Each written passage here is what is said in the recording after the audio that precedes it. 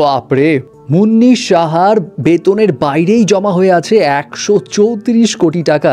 এদিকে নিম্নমানের পাঠ্য বই ছাপিয়েও করা হয়েছে কোটি কোটি টাকার দুর্নীতি।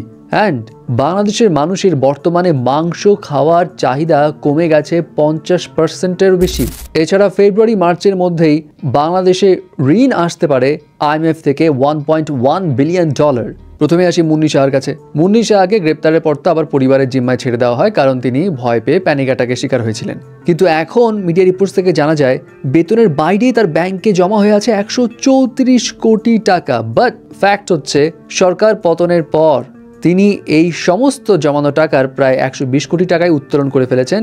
বাকি ব্যাংকে জমা হয়ে আছে 14 কোটি টাকা, যেটা এখন স্থগিত করে রাখা হয়েছে, এবং তার প্রায় 17টি ব্যাংকের মাধ্যমে এই সমস্ত লেনদেন হয়েছে।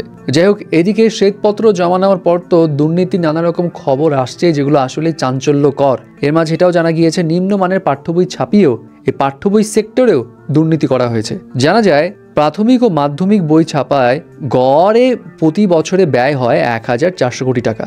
বাট এখানেও রয়েছে ব্যাপক দুর্নীতি। রিপোর্টস মোতাবেক 2018 থেকে 2023 সাল পর্যন্ত 6 বছরে বিনামূল্যের পাঠ্যপুস্তক ছাপানোতে প্রায় 1,500 কোটি টাকা লুটপাট করা হয়। এর মধ্যে শুধুমাত্র 2023 সালে 269 কোটি টাকার অনিয়ম পেয়েছে বাংলাদেশ মহা হিসাব নিরীক্ষক ও নিয়ন্ত্রকের অধীনে শিক্ষা অডিট অধিদপ্তর। এবং এই সমস্ত দুর্নীতির কারণে শিক্ষা ব্যবস্থায় শিক্ষার যে ব্যয় সেটা বৃদ্ধি পাওয়ার কারণে অনেক অভিভাবকরা সন্তানদের মাদ্রাসায় পড়াশোনা করাচ্ছে, কারণ এখানে পড়াশোনা করাতে গেলে প্রাইভেট টিউটর লাগে না। এছাড়া বিবিসি বাংলা এবং বণিক বার্তা তাদের একটা রিপোর্টস অনুযায়ী সরকারি পরিসংখ্যান অনুসারে 3 মাসের ব্যবধানে মাংস উৎপাদন বা মাংস খাওয়ার যে পরিমাণ সেটা কমে গেছে বাংলাদেশের মানুষের প্রায় 50%। গত জুলাই মাসে মাংস উৎপাদন ছিল 12,25,000 টন, কিন্তু অগস্টের পর থেকে এই মাংসের উৎপাদন 6,41,000 টনে নেমে এসছে। ইনফ্যাক্ট আরও কমছে। অ্যান্ড অফকোর্স জিনিসপত্রের দাম, সবকিছুর দামের উপর বেস করে মানুষজন এখন প্রয়োজনীয় পুষ্টি চাহিদাই পূরণ করতে পারছে না। সেই জায়গাতে মাংস তো একটা বিলাসিতার ব্যাপার হয়ে যায়।